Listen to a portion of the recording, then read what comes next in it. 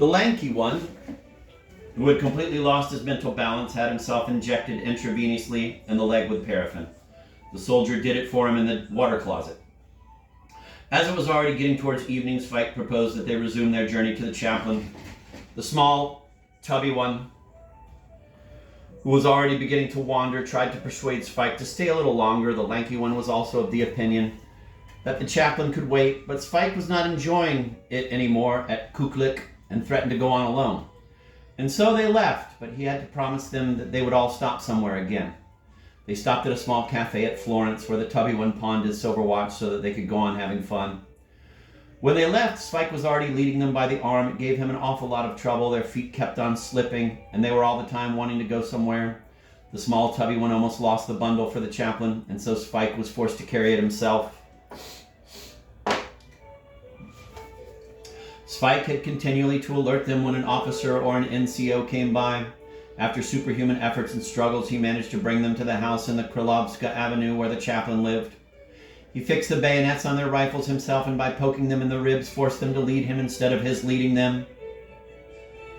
On the first floor, where there was a visiting card on the door, Otto Katz, chaplain, a soldier, came to open.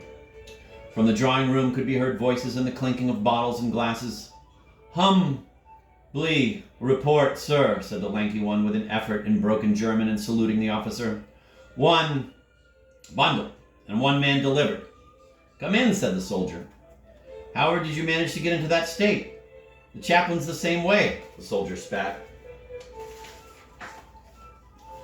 The soldier went off with the bundle. They waited in the hall for a long time until the door opened, and through it there flew, rather than walked, the chaplain himself. He was in his waistcoat and held a cigar in his hand. "So you're here already," he said to Sweik. "And these people brought you? Hey, have you got any matches?" "Humbly report, sir, I haven't." "Hey, and why haven't you got any? Every soldier should have matches so that he can light up. A soldier who hasn't got any matches is... What is he?" "Humbly report, sir, he's without matches," answered Sweik. "Very good, he's without matches and can't give anyone a light. Well, that's one essential point, and now here's another. Do your feet stink, Sweik?" "Humbly report, sir, they don't." "Well, that was the second point. And now for the third, do you drink spirits?" "Humbly report, sir, I don't drink spirits, only rum." "Good, just have a look at this soldier here. I borrowed him for the day from Lieutenant Feldhuber. He's his Batman, and he doesn't drink anything. He is a total abstainer, and that's why he is going to be drafted to the front. Because a man like him is no use to me. He's not a Batman, he's a cow. A cow also drinks only water and lows like an ox." "You're a teetotaler," he said, addressing the soldier. "You ought to be ashamed of yourself, you nincompoop. You deserve a few across the jaw." The chaplain addressed himself to those who had escorted Sweik and who, in their endeavor to stand straight, were wobbling about, vainly trying to prop themselves up on their rifles. "You are drunk," said the chaplain. "You got drunk while on duty, and I'm going to have you locked up for that. Sweik, remove their rifles and take them into the kitchen. You're to guard them until the patrol comes to fetch them. I shall telephone to the barracks." And so on this occasion, too, the truth of Napoleon's saying, "In war the situation changes every moment," was entirely borne out. In the morning, these two had led Sweik under bayonet escort and had been afraid he might run away. Then he led them and now finally had to guard them. They were not at first fully aware of this rapid change of fortune, and it only dawned on them when they were sitting in the kitchen and saw Sweik standing at the door with rifle and bayonet. "I could do with a drink," sighed the little optimist, while the lanky one again had a fit of skepticism and said that the whole thing was a piece of lousy treason. He started loudly accusing Sweik of having landed them in this mess and reproached him that he had promised them that he would be hanged the next day. And now they could see that it was all a trick with his confession and his hanging. Sweik was silent and walked up and down by the door. "We've been bloody asses," shouted the lanky one. In the end, having listened to all the accusations, Sweik declared, "Now at any rate you can see that the army's no picnic. I'm only doing my duty. I got into this just the same way as you did. But as the saying is, fortune smiled on me. I could do with a drink," repeated the optimist in desperate tones.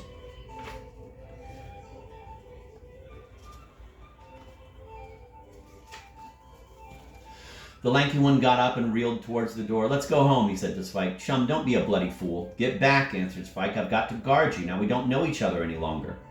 The chaplain appeared in the door. I can't get through on the phone to the barracks, so you go home and remember that when you're on duty you can't go and get yourself sozzled. Quick march." To To the honor of the chaplain, may it be said that he did not get through to the barracks because he had no telephone at home and in fact was talking to a lampstand. Sweik had been the chaplain's Batman for 3 days, but during all this time he had seen him only once. On the third day, Lieutenant Helmick's Batman arrived to tell Sweik to come and fetch his chaplain. On the way, he told Sweik that the chaplain had had a quarrel with the lieutenant, had smashed the piano, was dead drunk, and refused to go home. Lieutenant Helmich was also drunk and had thrown the chaplain out into the corridor where he was sitting on the floor by the doorway and dozing. When Sweik reached the spot, he shook the chaplain, and when the latter began to growl and open his eyes, Sweik saluted and said, "Humbly report, sir, I'm here. And what do you want here?" "Humbly report, sir, I have to come and fetch you." "So you have to come and fetch me, have you? And where are we going?" "To your apartment, sir." "Why do I have to go to my apartment? Aren't I in my apartment?" "Humbly report, sir, you're in the corridor of somebody else's house." "And how did I get here?" "Humbly report, sir, you were here on a visit." Not on a visit, you're making a mistake." Sweik lifted the chaplain and propped him up against the wall. The chaplain lurched from side to side and rolled over on him, saying, "I'm falling on you." "Falling on you," he repeated with an idiotic grin. Finally, Sweik managed to press the chaplain to the wall, where in this new position he started to doze again. Sweik woke him up. "What can I do for you?" said the chaplain, making a vain attempt to drag himself along by the wall and sit on the floor. "Who are you, anyhow?" "Humbly report, sir," replied Sweik, pushing the chaplain back against the wall once more. "I'm your Batman, your reverence, sir." "I haven't got any Batman," said the chaplain with an effort, making another attempt to fall onto Sweik. "And I'm not a reverence. I'm a pig," he added with the sincerity of a drunkard. "Let me go, sir. I don't know you." The little tussle ended in a complete victory for Sweik. He took advantage of it to drag the chaplain down the stairs into the carriage entrance, where the chaplain tried to stop him from dragging him into the street. "I don't know you, sir," he kept on saying to Sweik during the struggle. "Do you know Otto Katz? That's me." "I've been with the Archbishop," he shouted, clinging to the gate in the carriage entrance. "The Vatican's interested in me. Do you understand?" Sweik dropped the "humbly report, sir," and spoke to the chaplain in very familiar tones. "Drop it, I tell you," he said, "or I'll bash your flipper. We're going home and no more nonsense. Just shut up." The chaplain let go of the door and rolled over onto Sweik. "Well, let's go somewhere, but I won't go to Yusuhu. I've got debts there." Sweik pushed him and carried him out of the carriage entrance and dragged him along the pavement in the direction of his home. "Who was that gentleman?" asked one of the spectators in the street. "He's my brother," answered Sweik. "He got leave and came to visit me. He was so happy that he got drunk. You see, he thought I was dead." The chaplain, who caught the last words, hummed a tune from an operetta which no one would have recognized, rose up and addressed the spectators. "Whoever of you is dead must report to Army Corps headquarters within 3 days so that his corpse can be sprinkled with holy water."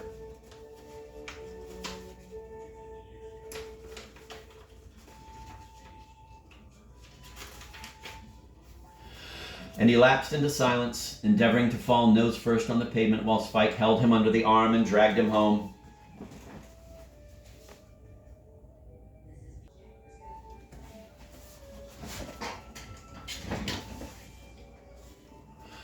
With his head thrust forward and his legs trailing behind and dangling like those of a cat with a broken backbone, the chaplain was humming to himself, "Dominus vobiscum, e cum spiritu tuo, Dominus vobiscum." When they reached the droshky, rank Sweik propped the chaplain against the wall and went to haggle with the droshky driver about his transport. One of the drivers said he knew the gentleman very well, had had him as a passenger once, and wouldn't ever take him again. "He spewed over everything," he stated bluntly, "and didn't even pay for the ride. I drove him for more than 2 hours before he found where he lived. Only after a week, when I had been to see him at least 3 times, did he give me anything, and then it was only 5 crowns for all that." After long haggling, one of the drivers agreed to take them. Sweik returned to the chaplain, who was sleeping. Someone had removed and carried off his bowler, for he generally went about in mufti. Sweik woke him up and with the help of the driver got him to the droshky. Once inside, the chaplain fell into a state of complete torpor. Mistaking Sweik for Colonel Just of the 75th Infantry Regiment, he repeated several times, "Don't be angry, old chap. If I call you by your Christian name, I'm a pig." At one moment it seemed that the jolting of the droshky on the cobbles was bringing him to his senses. He sat up straight and began to sing a snatch of an unknown song. Perhaps it was only his fancy. Quote, "I recall that lovely time when he rocked me on his knee. We were living in those days at Merklin near Domasklis-E." After a while he fell again into complete torpor. Then turning to Sweik, he winked an eye and asked, "How are you today, madam?" "Are you going somewhere for the summer?" he said after a short pause. And seeing everything double, he asked, "So you already have a grown-up son, have you?" Saying this, he pointed to Sweik. "Sit down," shouted Sweik, when the chaplain tried to climb onto the seat. "Otherwise I'll teach you how to behave." The chaplain became quiet and stared out of the droshky with his little piggy eyes. He had not the faintest idea what was actually happening to him. He no longer had a clue, and turning to Sweik said dejectedly, "Madam, give me first class." Then he tried to take his trousers down. "Button yourself up at once, you swine," Sweik shouted at him. "All the droshky drivers know you only too well already. You spewed all over yourself once, and now this. Don't imagine you'll get away with it without paying like last time." The chaplain, with a melancholy expression, propped his head on his hands and began to sing "No One Loves Me Anymore." But he broke off his song suddenly and remarked in German, "Excuse me, old man, you're a bloody idiot. I can sing what I like." He appeared to want to whistle some tune, but instead he emitted from his mouth such a powerful whoa that the droshky came to a standstill. When afterwards, at Sweik's order, they continued their journey further, the chaplain began to try to light his cigarette holder. "It doesn't burn," he said despondently when he had used up a whole box of matches. "You're blowing at it." But at that moment he lost the thread again and started to laugh. "This is a lark. We're alone in the tram, aren't we, my dear colleague?" He began to rummage in his pockets. "I've lost my ticket," he shouted. "Stop, I must find my ticket." He waved his hand resignedly. "All right, let's go on." He then began to wander. "In the vast majority of cases..." "Yes, all right. In all cases, you're quite wrong. Second floor? That's just an excuse. It's not my concern, but yours, my dear madam. Bill, please. I had a black coffee." In a half-dream, he began to squabble with an imaginary enemy who was disputing his rights to sit by the window in a restaurant. Then he began to mistake the droshky for a train, and leaning out of the window, shrieked at the street in Czech and German, "Nimburg, all change!"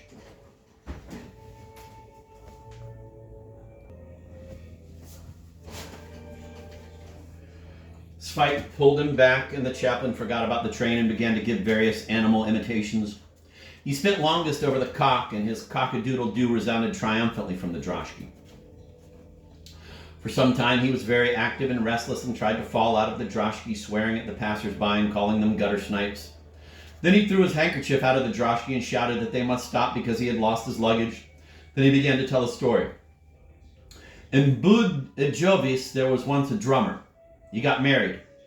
A year later he died." He burst out laughing. "Isn't that a good story?" All this time Sweik treated the chaplain with ruthless severity. On the various occasions when the chaplain tried some tricks on him, such as falling out of the droshky or breaking the seat, Sweik gave him 1 or 2 punches under the ribs, which the chaplain accepted with unusual apathy. Only once did he make an attempt to mutiny and jump out of the droshky, saying that he wouldn't go any further and that he knew that they were going to Podmokli instead of Buda-Javos. In the course of 1 minute, Sweik had liquidated his mutiny completely and forced him to return to his previous position on the seat, taking care that he did not fall asleep. The mildest thing he said during all this was, "Don't fall asleep, you death's head." Suddenly the chaplain had an attack of melancholy and began to sob, asking Sweik whether he had a mother. "Folks, I'm all alone in this world," he shouted from the droshky. "Take care of me." "Don't make a scandal," Sweik rebuked him. "Stop, or else everyone will say you're tight." "I haven't touched a drop, old man," answered the chaplain. "I'm completely sober." But suddenly he stood up, saluted, and said in German, "Humbly report, sir, I'm sozzled. I'm a filthy hog," he repeated 10 times in succession in hopeless and sincere despair. And turning to Sweik, he persistently begged and entreated, "Throw me out of the car. Why are you taking me with you?" He sat down again and muttered, "Rings are forming round the moon. Captain, do you believe in the immortality of the soul? Can a horse get to heaven?" He started to laugh aloud, but in a moment again grew sad and looked apathetically at Sweik, saying, "Excuse me, sir, I've seen you somewhere before. Were you ever in Vienna? I remember you from the seminary." He amused himself for a while by reciting Latin verses. "Aria prima sata est etas, que vendici nullo." "I can't go on," he said. "Throw me out." "Why won't you throw me out? I won't do anything to myself." "I want to fall on my nose," he announced in a resolute tone. "Sir," he continued again imploringly, "dear old man, give me one across the jaw." "One or several?" asked Sweik. "2? Here you are." The chaplain counted the blows aloud as they came, beaming blissfully all the time. "That does one a lot of good," he said. "It helps the stomach and promotes the digestion. Give me another one." "Thank you very much," he called when Sweik immediately obliged him. "I'm completely satisfied. Tear open my waistcoat, please." He expressed the most varied wishes. He wanted Sweik to dislocate his leg, to throttle him for a bit, to cut his nails and to pull out his front teeth. He exhibited yearnings for martyrdom, asking him to cut off his head and throw him in a sack into the Vlta. Some stars around my head would suit me very well, he said with enthusiasm. I should need 10. Another reference to St. John of Nepomuk. The statue of the saint has stars over the halo, which symbolize the miracles which took place at his martyrdom. Then he began to speak about the races and quickly went over to the ballet, which, however, did not detain him for long either. Do you dance the Sardis? He asked Sweik. Do you know the bear dance like this? He tried to jump in the air but fell on Sweik, who began to box him and then laid him out on the seat. I want something, shouted the chaplain, but I don't know what. Don't you know what I want? He hung his head in complete resignation. What business of mine is what I want? He said solemnly. And it's no business of yours either, is it, sir? I don't know you. How dare you rebuke me? Do you know how to fence? For a moment he became more aggressive and tried to push Sweik off the seat. Then when Sweik had calmed down and had not scrupled to give him a taste of his physical superiority, the chaplain asked, Is it Monday or Friday today? He was anxious to know, too, whether it was December or June, and exhibited a great aptitude for asking the most diverse questions, such as, Are you married? Do you like gorgonzola? Did you have bugs at home? Are you all right? Has your dog had distemper? He became communicative. He told how he owed money for riding breeches, a whip, and a saddle, that he'd had VD some years ago and had cured it with permanganate. There was no idea of trying anything else, no time for it, he said with a belch. It may seem to you pretty drastic, but tell me, what am I to do? You must forgive me. Thermos flask, he continued, forgetting what he had been talking about a moment ago, is the name for receptacles which keep drinks and food in their original warmth. Which do you think, my dear colleague, is the fairer game? Farbel or vingt et un? Really, I've seen you somewhere before, he called out, trying to embrace Sweik and kiss him with salivary lips. We were at school together. You're a good chap, he said, tenderly stroking his own leg. How you've grown from the time when I saw you last. The pleasure of seeing you makes up for all my sufferings. A poetic mood came over him and he began to speak of going back to the sunshine of happy faces and warm hearts. Then he knelt down and began to pray, Ave Maria, laughing to split his sides. When they stopped before his apartment, it was very difficult to get him out of the droshky. We aren't there yet, he shrieked. Help, they're kidnapping me. I want to go on. He was literally torn out of the droshky like a boiled snail from its shell. At one moment it seemed as if he would be pulled apart because his legs got stuck behind the seat. He laughed loudly when this was happening, saying he had diddled them. You are tearing me apart, gentlemen.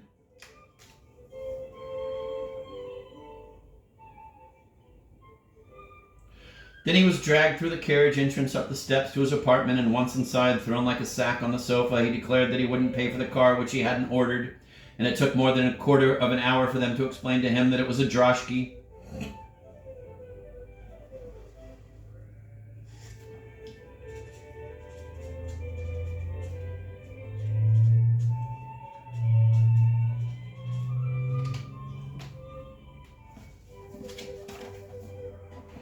And even then he did not agree, objecting that he only drove in a fiacre.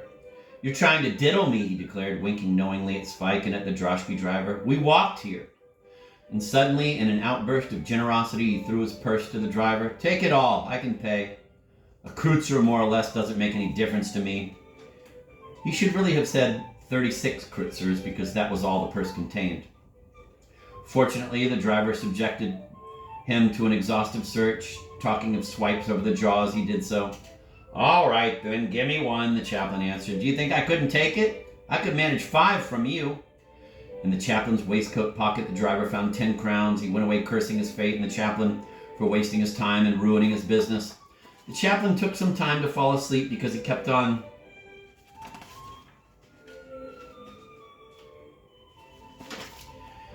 making new plans. He wanted to do all sorts of things, play the piano, take dancing lessons, and fry fish.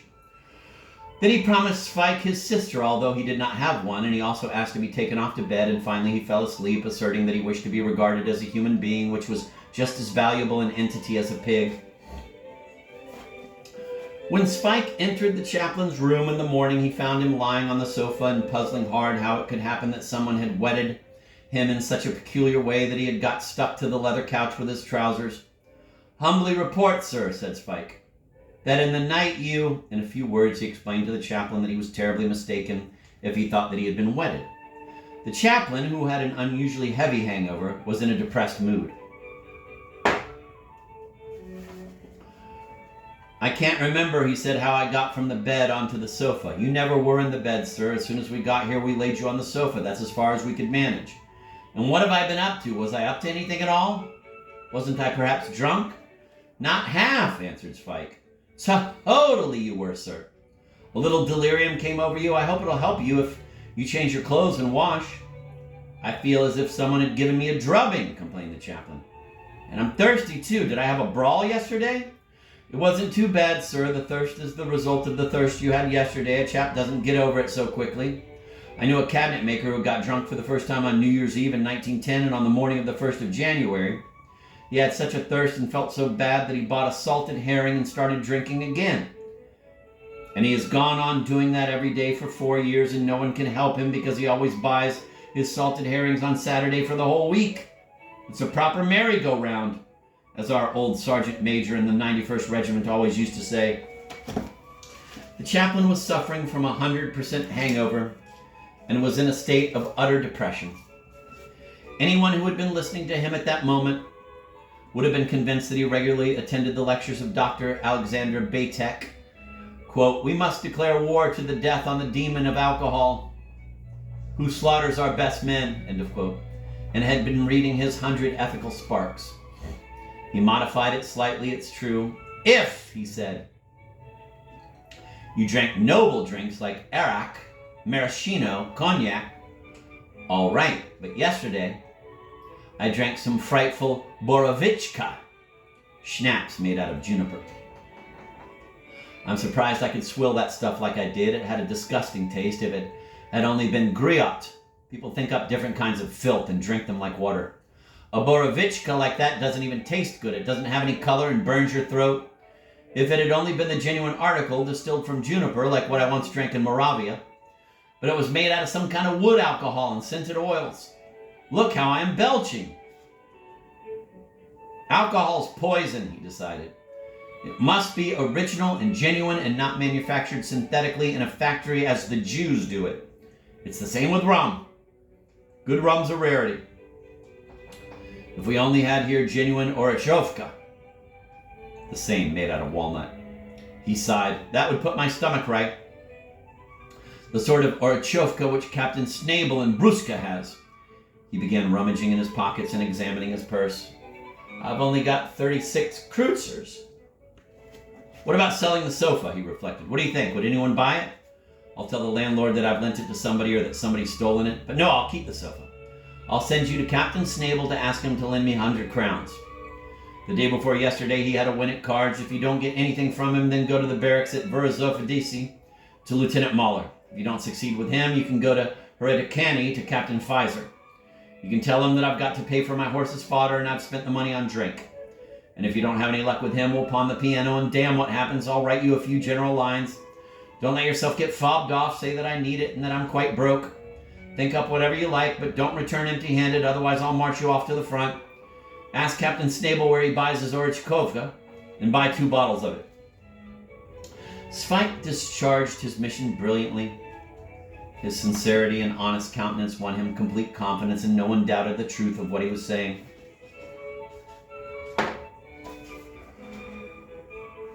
He considered it appropriate in the presence of Captain Snable, Captain Pfizer, and Lieutenant Mahler not to say that the chaplain had to pay for his horse's fodder, but to support his request for a loan by saying that the chaplain had to pay paternity alimony.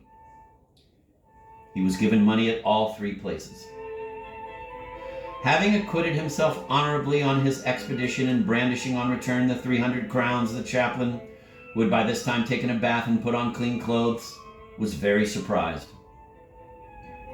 I took the whole lot at one go, said Sweik, so that we shouldn't have to worry our heads about money again tomorrow or the day after tomorrow. It went pretty smoothly, but I had to go on my knees to Captain Snable. He's a real swine.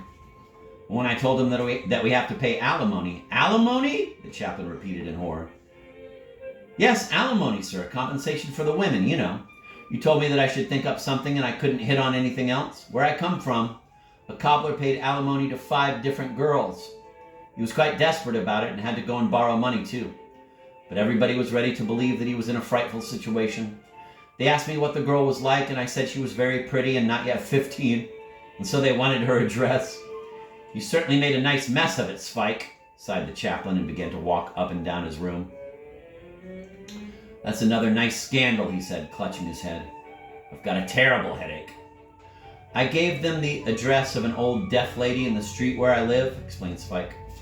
I wanted to do the thing properly because an order is an order. I wouldn't let myself be fobbed off, and I had to think up something. And now they're waiting in the hall for the piano. I brought them here so that they could take it away to the pawn shop, sir. It won't be a bad thing when that piano's gone. There will be more room here, and we shall have more money altogether. And we shall have peace for a day or two. And if the landlord asks what we're going to do with the piano, I'll say that there are strings broken in it, and that we've sent it to the factory for repair. I've already told the concierge so that she won't think it's strange when they take away the piano and load it on the van. And I also have a purchaser for the sofa. He's a friend of mine, a dealer in second-hand furniture, and he's coming here this afternoon. A leather sofa fetches a good price today. Is that all you've done, Sweik? Asked the chaplain, continuing to clutch his head and looking desperate. Humbly report, sir, instead of 2 bottles of Orichkova, which Captain Snable buys, I've brought 5 so that we can have something in reserve to drink.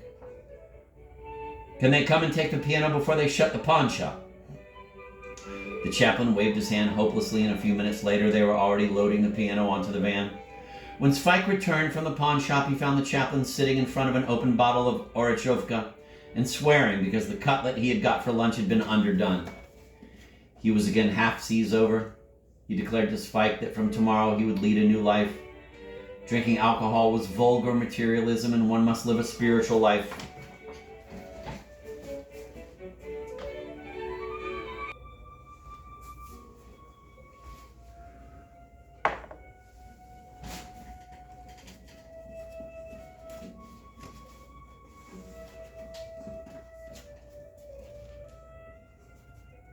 He spoke philosophically for about half an hour. When he opened the 3rd bottle, the furniture dealer arrived and the chaplain sold him the sofa for a song.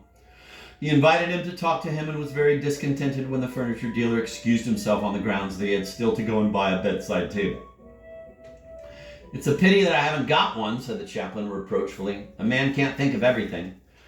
After the furniture dealer had gone, the chaplain started up a friendly conversation with Sweik, with whom he drank another bottle. Part of his talk was taken up with his personal attitude to women and cards. They were sitting for a long time, and evening found them deep in friendly conversation. In the night, however, their relationship changed. The chaplain returned to his condition of the day before, mixed Sweik up with someone else, and said to him, "Oh no, please don't leave now. Do you remember that red-haired cadet from the baggage train?" This idyll continued until Sweik said to the chaplain, "Look, I'm fed up. Now you'll climb into bed and snooze. Do you understand? I'm climbing in, my dear boy. I'm climbing in. Why shouldn't I climb in?" babbled the chaplain. "Do you remember how we were in the 5th form together and I used to do your Greek exercises for you? You've got a villa at Zabraslav, and you can go by steamer on the Vlatva. Do you know what the Vlatva is?"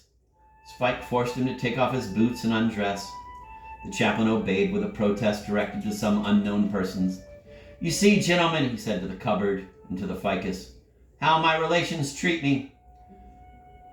I don't know my relations," he suddenly decided, getting into bed. "Even if heaven and earth were to conspire against me, I don't know them." And the room resounded with his snoring.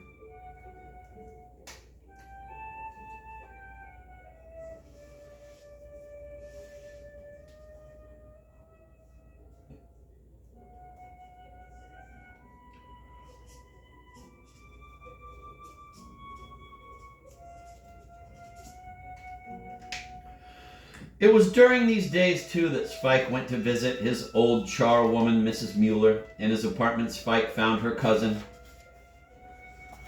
who told him in tears that Mrs. Mueller had been arrested the same evening that she pushed Sweik off to the war in bath chair. They had court-martialed the old lady, and finding no evidence against her, had taken her off to a concentration camp at Steinhof. A card had already come from her. Sweik took this precious household relic and read, "Dear Aninka,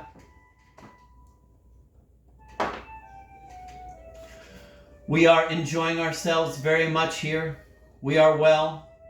The woman in the next bed to me has spotted blank. And also there are here people with small blank. Otherwise, everything is in order.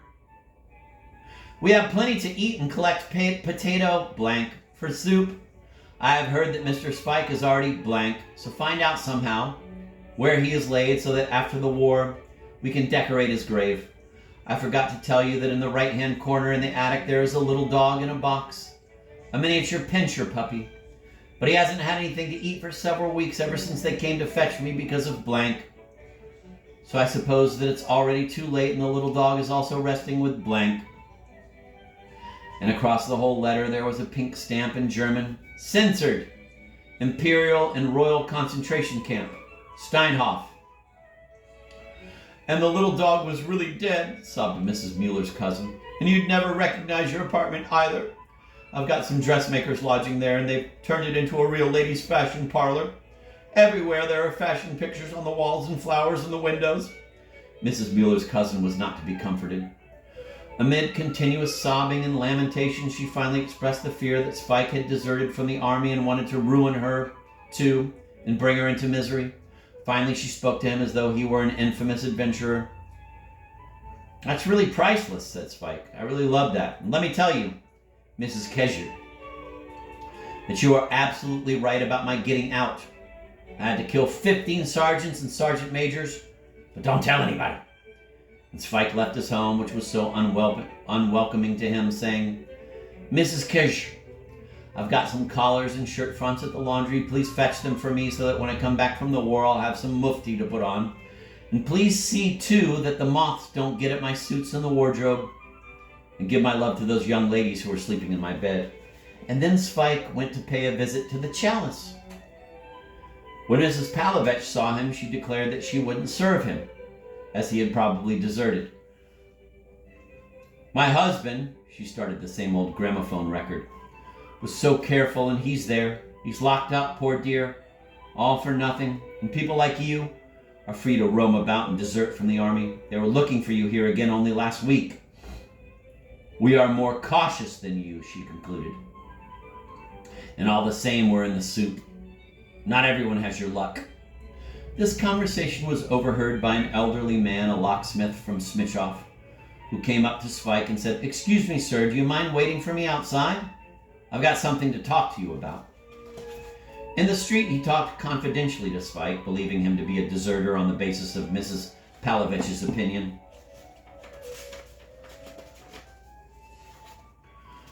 He told him that he had a son who had deserted too and was with his grandmother at Jasina near Josefov. Disregarding Sveik's assurances that he was not a deserter, he pressed a 20-crown piece into his hand. That's a bit of first aid, he said, dragging him into a wine restaurant at the corner. I understand you. You don't need to be afraid of me. Sweik returned late at night to the chaplain, who had not yet come home. He did not come till next morning. When he woke up, Sweik said, Tomorrow we're going to celebrate a drumhead mass. Make some black coffee and put some rum in it. Or still better, make some grog.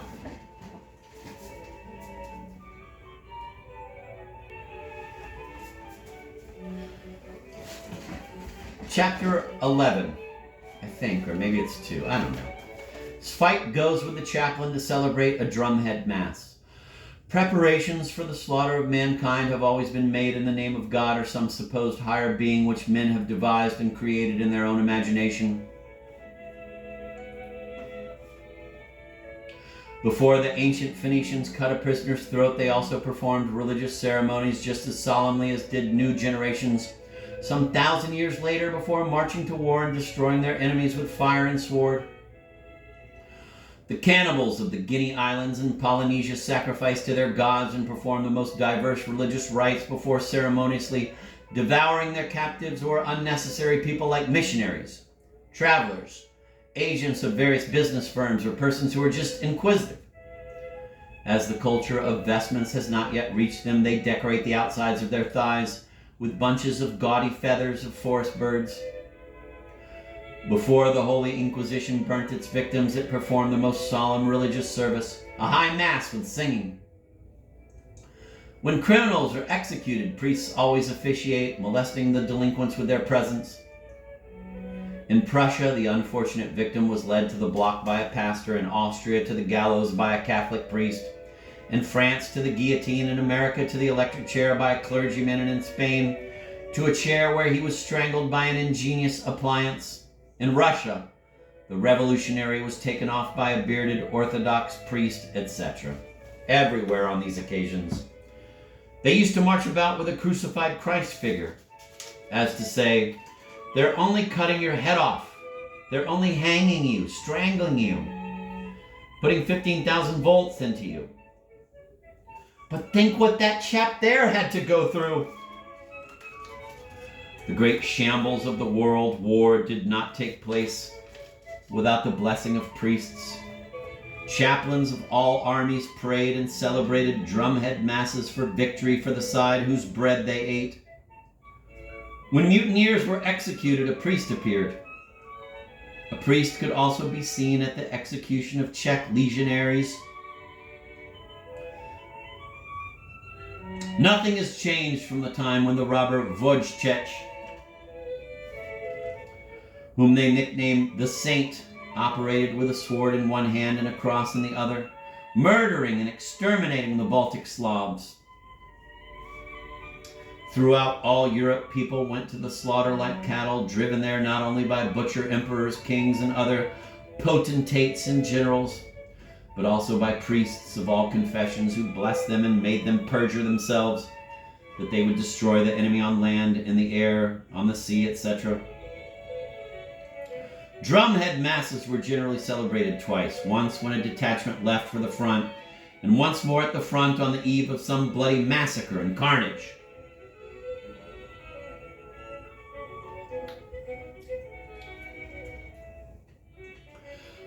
I remember that once when a drumhead mass was being celebrated, an enemy airplane dropped a bomb on us and hit the field altar. There was nothing left of the chaplain except some blood-stained rags. Afterwards, they wrote about him as a martyr, while our airplanes prepared the same kind of glory for the chaplains on the other side.